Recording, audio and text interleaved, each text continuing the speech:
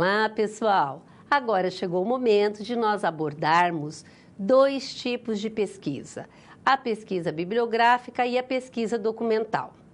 A pesquisa bibliográfica, ela é muito utilizada, porque é a pesquisa que eu faço, pautada em livros, artigos científicos. E a pesquisa bibliográfica, ela tem vários momentos.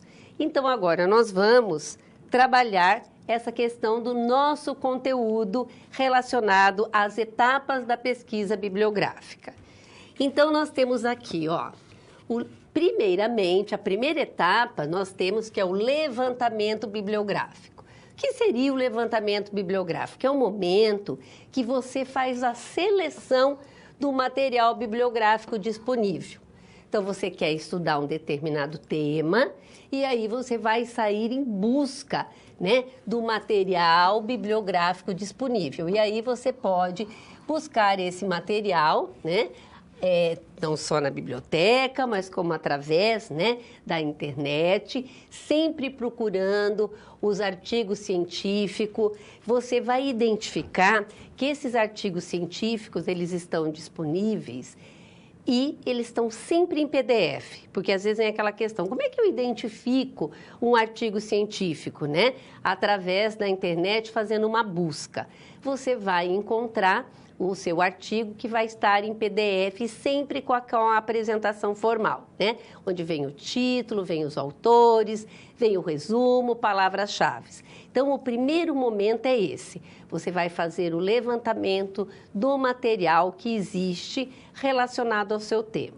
Lembrando mais uma vez que você vai fazer, esse levantamento bibliográfico, principalmente dos artigos científicos dos últimos 3 anos, para você ter acesso ao que existe de novo frente ao tema que você vai desenvolver. Caso você encontre pouco material, você vai ampliar para 5 anos. Vamos voltar ao quadro para conhecer o segundo momento, vamos dizer, da pesquisa bibliográfica, que nós temos aqui, ela definida por Bastos e Ferreira, as autoras do nosso livro de metodologia, do ano de 2015, na página 144, elas definem, então, a pesquisa bibliográfica é um tipo de análise que visa, responder o problema de pesquisa com a utilização de material bibliográfico, que é fruto de estudos, análises científicas e, por conseguinte, passaram pelo crivo da ciência. Quando nós destacamos essa questão do crivo da ciência, para eles serem apresentados para a sociedade, o destaque é que quando você, por exemplo, tem um material, e você quer publicar, quando a gente diz o crivo da ciência, é porque passou por avaliação, dentro do contexto científico. Por isso que a gente diz, quando você fizer o levantamento bibliográfico, saber identificar os artigos e também trabalhar com os livros clássicos da área onde se encontra o seu tema de investigação. Então, nós temos aqui, que a partir das fontes que passaram por tratamento científico. É dessa forma com que você vai estar trabalhando. Depois nós temos a revisão bibliográfica. Na revisão bibliográfica vai acontecer as leituras, é a fase de leitura, por meio do qual o pesquisador agregará conhecimento sobre o objeto de estudo. Então, aqui, entra todos os tipos de produção científicas, que nós vimos, resumo, resenha e fichamento. Eu vou ler sobre o meu tema, depois eu vou estar elaborando, todo o material a respeito do tema escolhido. E temos também o estado da arte, que é a etapa em que se toma contato com as produções relacionadas ao tema a ser investigado e como ele foi historicamente construído. Ou seja, é o modo, gente, como esse tema ou esse assunto se encontra. Então, vocês viram aqui, a pesquisa bibliográfica e os momentos, né, do desenvolvimento dela. E temos a pesquisa documental. A pesquisa documental, gente, ela é realizada em documentos que contenham dados primários, fontes primárias. O que seria isso? Essas fontes primárias, elas não passaram por nenhum tratamento científico. Então, nós temos aqui, ó, segundo Bastos e Ferreira, 2015, na página 147, 148, a característica principal da pesquisa documental é que a sua fonte de coleta de dados, ela está restrita a documentos, que podem ser escritos ou não, e que, inclusive, podem ser recolhidos no momento em que o fenômeno acontece. Por exemplo, um registro fotográfico. Também, gente, a pesquisa documental podem ser, né, em materiais como jornais, revistas, obras literárias científicas e técnicas. Também cartas, memorandos, relatórios, materiais estatísticos. Uma outra questão, os elementos iconográficos, que são os sinais, o grafismo, as imagens, fotografias e filmes. Então, vejam que a pesquisa documental, ela é fundamental, principalmente quando você deseja recuperar dimensões históricas da realidade. E nós temos muitos registros que são verdadeiras relíquias no que se refere ao resgate histórico e na reconstrução, tá, da forma da organização da sociedade. Então, vejam que esses dois tipos de pesquisa, eles são muito utilizados.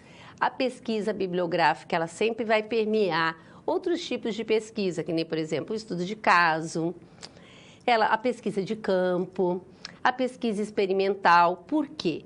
É aquela questão, toda pesquisa começa e termina na biblioteca.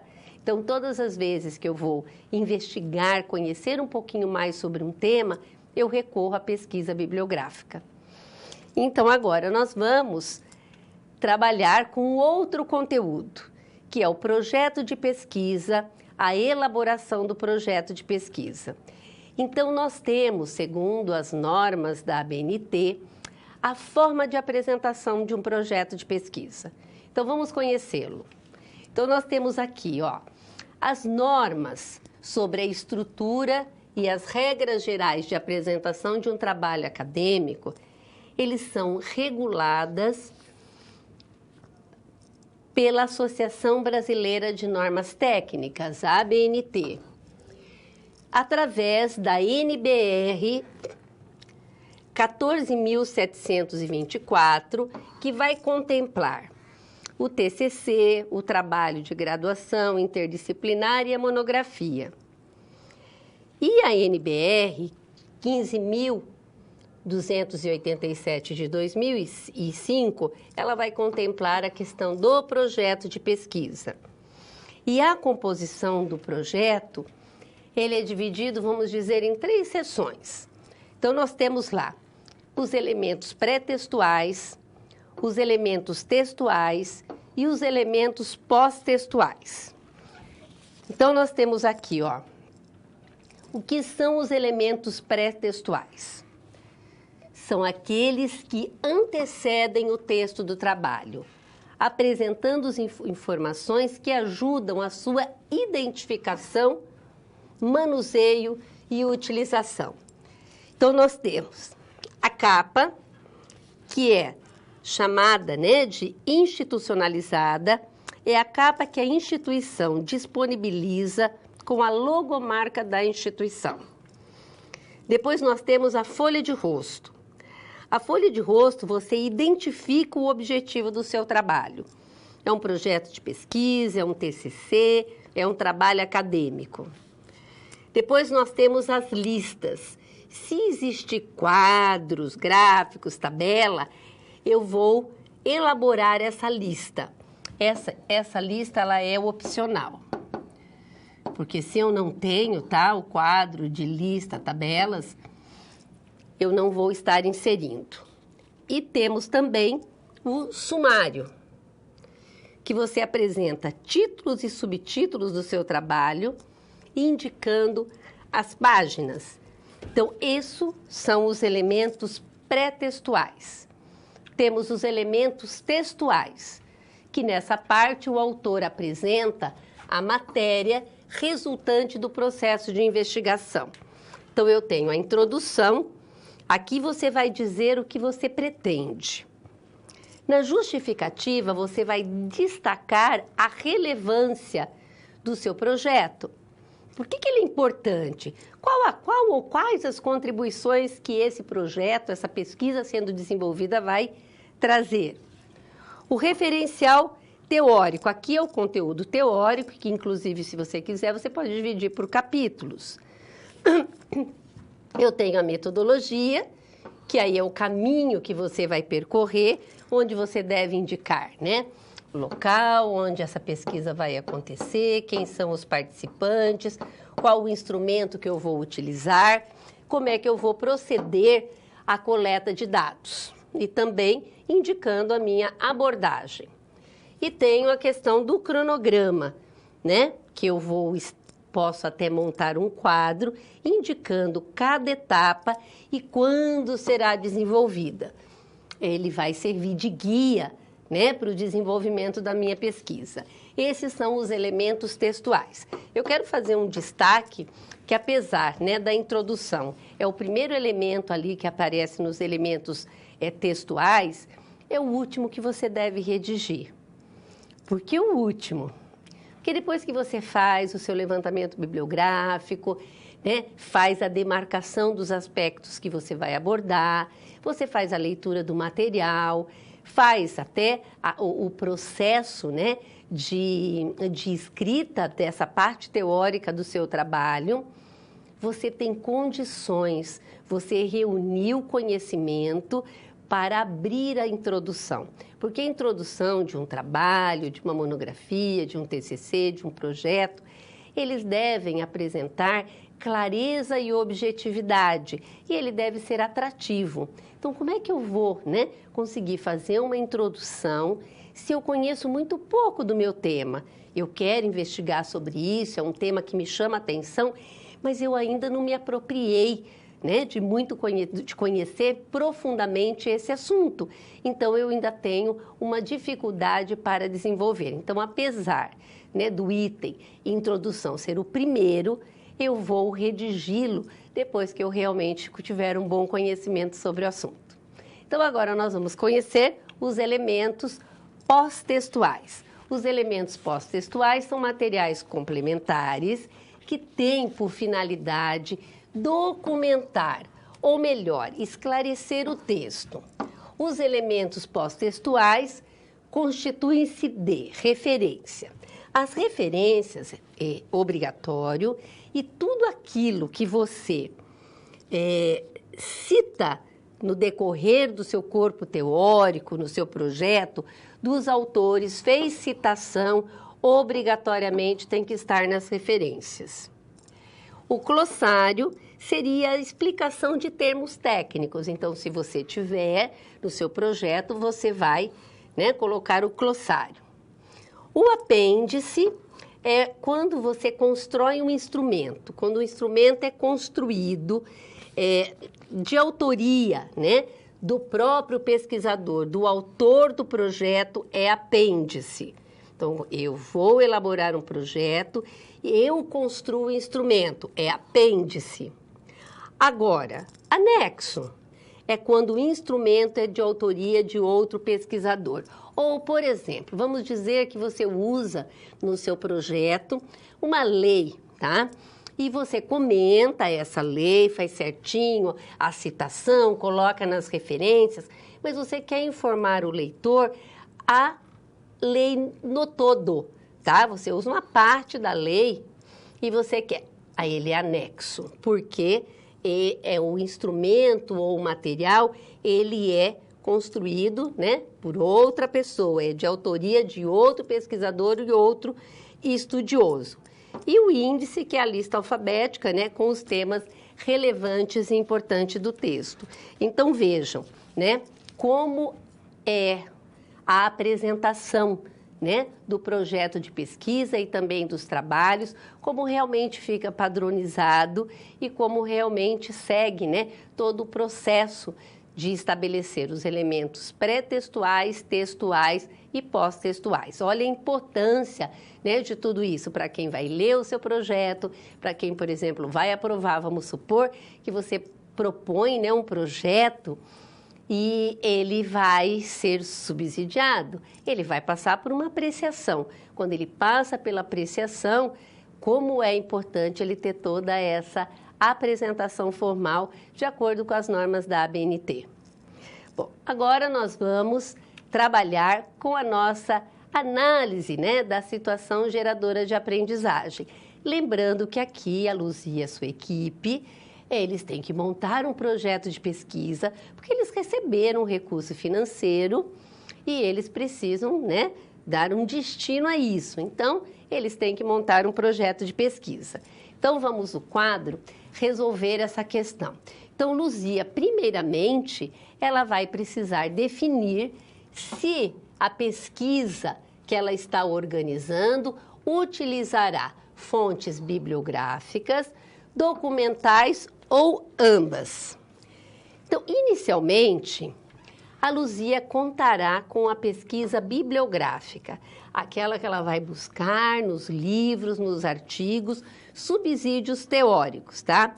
Pois ela deve buscar a opinião de outros autores, tá? Que são autoridades no tema, e eles falam com conhecimento sobre diversos temas, ou seja, o tema que a Luzia e a equipe têm que desenvolver, e eles devem ser respeitados.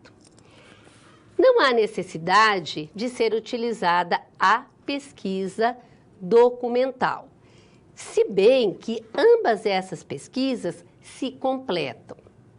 Mas, quando é que ela poderia fazer uso da pesquisa documental? Vamos pensar juntos aqui. Posteriormente, ela pode adequar conforme as necessidades do estudo. Então, por exemplo, vamos pensar aqui. Vamos dizer que se em algum momento a Luzia e a sua equipe quisesse se amparar, certo? Em registros, como, por exemplo, em documentos fiscais. Fazer todo o levantamento, né, dos últimos 3 anos desses documentos fiscais e de qual foi o investimento, né, que poderia integrar toda essa questão.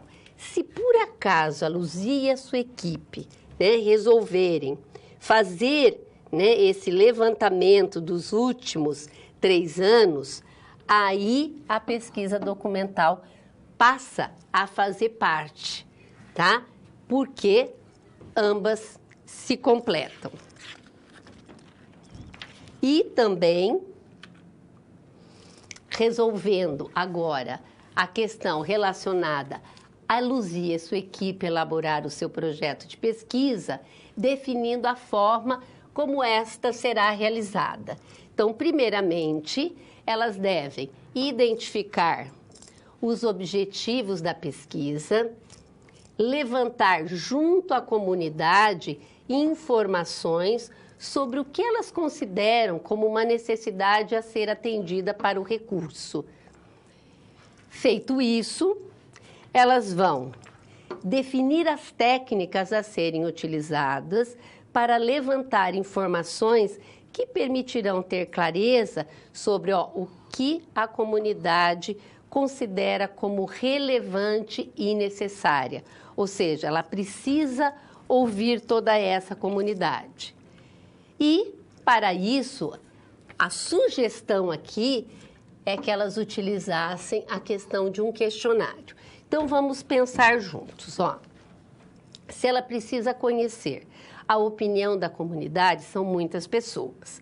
Então, se ela fosse fazer uso da entrevista, pensa como seria difícil, porque ela faria o roteiro de questões, aí ela teria que entrevistar várias pessoas, mesmo que ela trabalhasse com amostragem. Ela teria que conversar com várias pessoas, de preferência ela ia solicitar autorização para gravar essas entrevistas, depois ela transcreveria e teria que analisar. Então, aqui, se a gente pensar no questionário, ela vai elaborar o roteiro de questões, certo? Para estar conversando com todos esses moradores. Como questionário, não é necessário que você faça a identificação do participante, até, vamos dizer, o adequado é você não identificar nem por iniciais, porque funciona da seguinte forma: se você escolhe, né, aquela comunidade, vamos pegar o exemplo aqui da Luzia, que vai dar opinião sobre aonde fazer a aplicação desses recursos recebidos. Então, assim, o que é importante é eu ouvi-los. Como eles pertencem à comunidade, eu não preciso saber quem é que exatamente está dando a sua contribuição. Eu preciso que todos participem sem saber quem é quem, porque eu vou analisar todos esses resultados. Então, pensem com a professora. Ela elabora um questionário, distribui todo esse questionário e ela pode, inclusive, encontrar um local para que ela possa colocar, né, uma urna, onde ela vai preservar a participação dos participantes, né? As pessoas vão poder responder e ir até lá e depositar na urna. Isso é uma forma, né, de confiabilidade. Quanto mais você propiciar aos participantes a questão do sigilo, o respeito à sua individualidade, realmente vai ficar muito mais fácil para que você motive as pessoas a participarem da pesquisa. Então, se você observar, né, como os autores da metodologia científica colocam, né, que todos os instrumentos de coleta vão apresentar vantagens e desvantagens. O grande segredo para o pesquisador é analisar, para a minha pesquisa, qual é o instrumento mais adequado. Aqui, no caso da Luzia, a gente vê que o mais adequado é que ela faça a utilização do questionário, porque ela tendo, né, o resultado, ela pode estar divulgando juntamente com a comunidade e com um bom, né, diálogo, consenso e resultado da pesquisa, ela pode estabelecer as estratégias de intervenção conforme o resultado da pesquisa. Então, veja como o projeto, ele é de extrema relevância, quando a professora apresentou para vocês, né, todas as etapas do projeto de pesquisa, a importância de você trabalhar, né, de forma, seguindo todo aquele processo, porque o resultado dela vai te propiciar que você estabeleça estratégias de intervenção. Inclusive, a pesquisa, ela é muito utilizada porque ela realmente serve de guia em todos os meios, em todas as áreas. Você pode observar a área da saúde, né, área de ciências humanas, das exatas, em todas as áreas a pesquisa acontece. Por quê? Porque o resultado dela é extremamente proveitoso, no sentido que você estabelece estratégias de intervenção de forma mais segura. E vamos voltar ao quadro, né, para fechar aqui essa nossa situação-problema. E elas também vão poder recorrer a documentos que, porventura, a ONG possua e que revelem aspectos importantes da comunidade. Então, observem, né, que dessa forma elas vão poder estar trabalhando, né, Luzia e a sua equipe, e tá desenvolvendo, né, essa pesquisa com êxito das estratégias de intervenção. Bom, nós estamos terminando, né, a nossa aula e nós vamos ficar com o vídeo de encerramento dessa unidade, onde o nosso foco foi trabalhar a questão da pesquisa, a pesquisa bibliográfica, a pesquisa documental, como eu faço a apresentação do meu projeto de pesquisa e também a questão das abordagens que eu vou estar fazendo, né, a decisão, a opção, quando eu elaboro um projeto de pesquisa.